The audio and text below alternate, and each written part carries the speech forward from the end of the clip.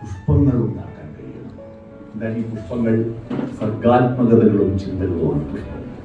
മനുഷ്യൻ വേണ്ടത് വികസിക്കുകയല്ല, പുഷ്പിക്കുക. കാലദേശങ്ങളെ കൂട്ടിച്ചേർക്കാൻ കഴിയണം. കാലദേശങ്ങളെ. കാലബോധം പക്ഷികൾക്കല്ലേ, മൃഗങ്ങൾക്കുണ്ടോ? ഇന്ന് കന്നിമാസം 4 അറിയുന്ന ഏതോ മൃഗമുണ്ടോ?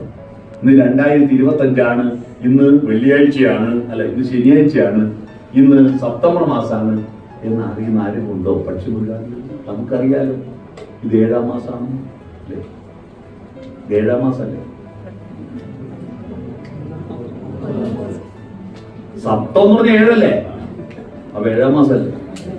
അഷ്ടം എന്ന് പറഞ്ഞാൽ 8 8-ാം മാസവും അഷ്ടവും. നവം എന്ന് പറഞ്ഞാൽ 9 9-ാം മാസവും നവംബർ. ദശം എന്ന് പറഞ്ഞാൽ 10 ഡിസംബർ 10-ാം മാസം. ഇതാ കറക്റ്റ്. പക്ഷെ നമുക്കിപ്പോ 9-ാം മാസം 2 കൂടി എങ്ങനെയാണെന്നറിയോ?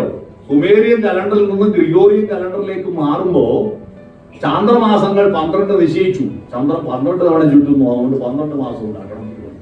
അപ്പൊ 2 മാസം കൂട്ടിച്ചേർക്കണം. അപ്പൊ 2 മാസത്തിന് പേര് ചെയ്ത് ജൂലിയസ് സീസറിന്റെ കാലത്തായി പരീക്ഷണം. ജൂലിയസ് സീസർ പറഞ്ഞു എന്റെ പേരിൽ 1 മാസം, അതാ ജൂലൈ. അടുത്ത മാസത്തിന്റെ പേര് അടുത്ത രാജാവിന്റെ മരുമകൻ ആരാ? Augustus Caesar. August. July August പിന്നെ വന്നതാ. അപ്പൊ ജനുവരി ഫെബ്രുവരി മാർച്ച് ഏപ്രിൽ മെയ് ജൂൺ കഴിഞ്ഞാൽ പിന്നെ 7-ാം മാസമായിരുന്നു സെപ്റ്റംബർ. 8-ാം മാസം അക്ടോബർ. 9-ാം മാസം നവംബർ. 10-ാം മാസം ഡിസംബർ. കലണ്ടറുകളുടെ ചരിത്രം പഠിച്ചാൽ വളരെ രസമാണ്.